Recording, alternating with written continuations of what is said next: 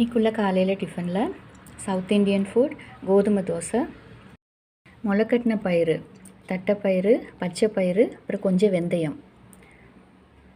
இது நரம்புகளுக்கு அப்புறம் எலும்புகளுக்கு பலப்படுத்துறதுக்காக இந்த முளைக்கட்டின பயிறு. முட்டை, இது அயனி சக்கா வைல்டு ஜாக் ஃப்ரூட்டோட விதை, இது கொட்டை. இது நல்லா வறுத்துட்டு இது சாப்பிட்டோம்னா நிலக்கடலை மாதிரி இருக்கும். இது எதுக்காக சாப்பிடணுன்னா இதில் நிறைய மினரல்ஸ், விட்டமின்ஸ் இருக்குது, ஆன்டி ஆக்சிடென்ட்ஸ் எல்லாம் இருக்குது. பிளட் சுகர் அது கண்ட்ரோல் பண்ணுது, வெயிட் லாஸ்க்கும் ஹெல்ப்ஃபுல்லாக இருக்குது.